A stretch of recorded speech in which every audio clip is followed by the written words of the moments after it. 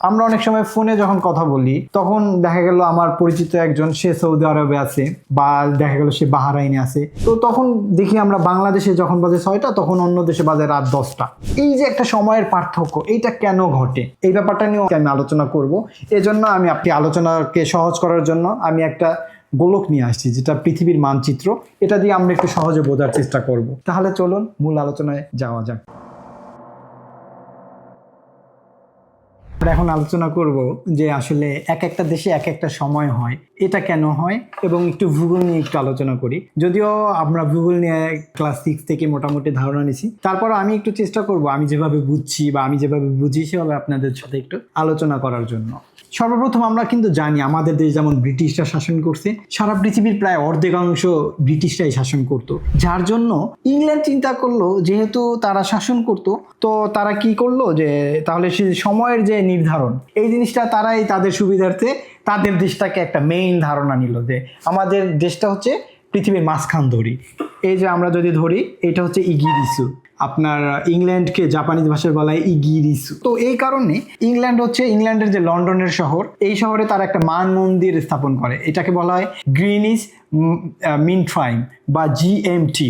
এই জন্য আমরা অনেক সময় খেলার সময় দেখি না যে ধরেন নিউজিল্যান্ডে খেলা হইলো বা অস্ট্রেলিয়াতে খেলা হইলো, তখন দেয়া থাকে জিএমটি টাইম এত প্লাস এত, জাপানিজ টাইম প্লাস এত, বা বাংলাদেশ টাইম প্লাস এত। তো এইটার ধারণাটা কীভাবে আসছে এটা আমরা একটু দেখার চেষ্টা করি। আপনার ওরা কি করলো, পৃথিবীটাকে একেবারে মাঝে বরাবর একটা দাগ টানলো গোল করে, যেহেতু গোল পৃথিবী। তো এখান থেকে পূর্ব দিকে যখন যাবে তখন হচ্ছে সময় বাড়ে এবং পশ্চিম দিকে গেলে সময় কমে। এবং যেহেতু আমরা জ্যামিতিকভাবে জানি বৃত্ত হচ্ছে 360 ডিগ্রি, এই জন্য ওরাও এই জিনিসটাকে 360টা ভাগে ভাগ করা হইলো, যার মানে মূল মধ্যরেখা কিন্তু একটা, এখানে দুইটা দাগ না, যার জন্য এখানে দাগ হচ্ছে মূলত সব মিলাইয়া আপনার 359টা।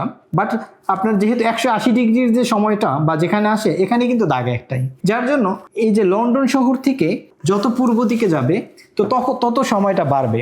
আর হচ্ছে আরেকটা জিনিস বলে রাখা ভালো, এখানে যেহেতু 360 ডিগ্রি করা হয়েছে, তো এক এক যে ডিগ্রি বা এক একটা যে দ্রাঘিমা, এটাকে বলা হয় আবার দ্রাঘিমা। এই যে এক একটা দ্রাঘিমা বা একটা দ্রাঘিমা অংশ, এটা হচ্ছে গিয়ে আপনার 4 মিনিট ধরা হয়, কারণ হচ্ছে যেহেতু এই পৃথিবী 24 ঘন্টা নেয় ঘুরতে, তো সেই হিসাবে 1 ডিগ্রিতে 360 ডিগ্রি থেকে 1 ডিগ্রিতে আনছে, তো 1 ডিগ্রিতে সময় পড়ে হচ্ছে 4 মিনিট, যার জন্য আমরা যদি ঘন্টায় নেই তাহলে 4 মিনিট যেহেতু 1 ডিগ্রিতে, তো 60 মিনিটে হচ্ছে 15 ডিগ্রি। তো এখন আসি, ধরেন আমাদের বাংলাদেশের সময় নিয়ে একটু জানি।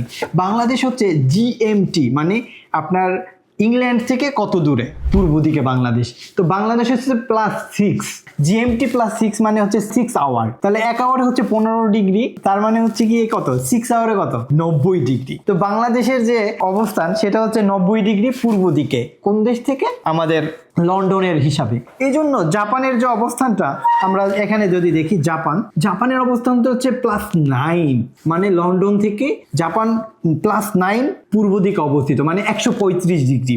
135 ডিগ্রি থেকে যদি আমরা 4 দিয়ে গুণ করি তাহলে হবে 560 মিনিট। এই 560 মিনিটকে যদি আমরা 60 দিয়ে আবার ভাগ করি তাহলে কিন্তু আলটিমেটলি ওই +9ই চলে আসলো। ব্যাপারটা কি বোঝা গেল?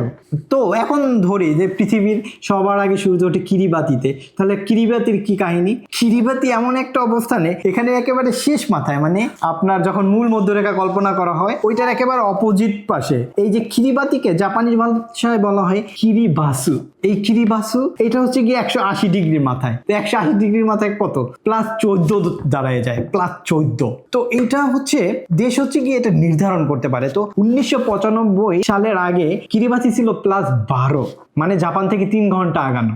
বাট এখন হচ্ছে +14, তার মানে জাপান যেহেতু +9 আর কিরিবাতি হচ্ছে 14, তো প্রায় 5 ঘন্টা। এবং বাংলাদেশ থেকে এটা হচ্ছে প্রায় 8 ঘন্টা আগে সূর্য ওঠে। ধরেন বাংলাদেশে হচ্ছে সকাল মনে করেন 8টা, তো 8 আর 8 কত, 16, তার মানে কি তখন কিরিবাতিতে বিকাল 4টা বাজে। তো এখন এইটার কারণটা হচ্ছে যে যত পূর্ব দিকে আসবে, কিন্তু এরপরে যখন আবার চলে আসবে তখন কিন্তু সময়টা আবার ঘুরে যাবে, মানে আমরা মাইনাসের দিকে চলে যাবো। এই জন্য খেয়াল রাখতে হবে, এটা হচ্ছে একেবারে পৃথিবীর সর্বপূর্বের অঞ্চল কিরিবাতি। তো এখানে আরেকটা জিনিস বলে রাখি, জাপানের পূর্ব দিকে কিন্তু অনেক দেশ আছে। এখানে আমরা নিউজিল্যান্ডের কথা বলতে পারি বা অস্ট্রেলিয়ার কিছু কিছু অংশ, যেখানে আপনার পৃথিবীতে সবার আগে সূর্য ওঠে। আপনার সবার আগে তো কিরিবাতির পরও প্রায় 20-30টা দেশের মতো আছে, যেসব দেশে জাপানের পরেও সূর্য ওঠে। এবং এবং আমরা যখন দেখব যে বাংলাদেশের আগে যেসব দেশে সূর্য ওঠে, তার মানে ওই সব দেশগুলো বাংলাদেশ থেকে পূর্ব দিকে, আর যেসব দেশে বাংলাদেশের পরে সূর্য ওঠে তাহলে ধরে নিতে হবে ওই সব দেশ বাংলাদেশের পশ্চিমে অবস্থিত। তো এখানে বলতে পারেন তাহলে উত্তর আর দক্ষিণের কি হবে? এখানে উত্তর এবং দক্ষিণ কাউন্টেবল না, কারণ হচ্ছে পৃথিবীকে পূর্ব থেকে পশ্চিম দিকে এভাবে করে ভাগ করা হয়েছে। উপর নিচ এখানে কোনো ভেদাভেদ করে না, উপর নিচে কোনো জায়গা ডিফার করে না। এবং আরেকটা মজার তথ্য আপনাদেরকে আমি জানাই নিতে চাই, সেটা হচ্ছে যে জাপানের যে 135 ডিগ্রি যে রেখাটা, এই রেখাটা গেছে জাপানের হিয়োগো প্রিফেকচারের উপর দিয়ে। এবং বাংলাদেশে যে 90 ডিগ্রির যে রেখাটা দ্রাঘিমা যে ভাগ করা হয়েছে, এটা তো ইংল্যান্ড থেকে ওরা এটা নির্ধারণ করে দিছে, যেহেতু এটা তো আল্লাহ প্রদত্ত বা আমাদের ঈশ্বর প্রদত্ত কিছুই না, এটা মানুষের প্রদত্ত। তো এটা হচ্ছে বাংলাদেশের 90 ডিগ্রি যেটা গেছে, এটা হচ্ছে মুন্সিগঞ্জ জেলার উপর দিয়ে। যাই হোক, তো আমরা এখন বুঝতে পারবো যদি বাংলাদেশ থেকে একটা দেশে সূর্য আগে ওঠে, তার মানে ওই দেশটা বাংলাদেশ থেকেও পূর্বে, বা বাংলাদেশের পরে যদি কোনো দেশে সূর্য ওঠে তার মানে হচ্ছে বাংলাদেশের পরে।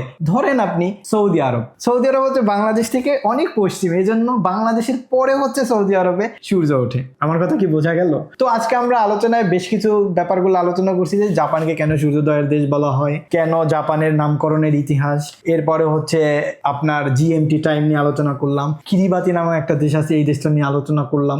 যদি আমার আলোচনা আপনাদের ভালো লাগে অবশ্যই আমার চ্যানেলটি লাইক এবং ফলো দিয়ে রাখবেন। এবং এছাড়াও যদি আপনাদের যদি কোনো ব্যাপারে বুঝতে সমস্যা হয় অবশ্যই কমেন্ট সেকশন আছে এবং আমাকে মেসেজ করারও অপশন আছে, এখানে মেসেজ করে রাখবেন। সবাইকে অনেক অনেক ধন্যবাদ। আল্লাহ হাফেজ। দেখা হবে নতুন পর্বে কোনো নতুন ব্যাপার নিয়ে।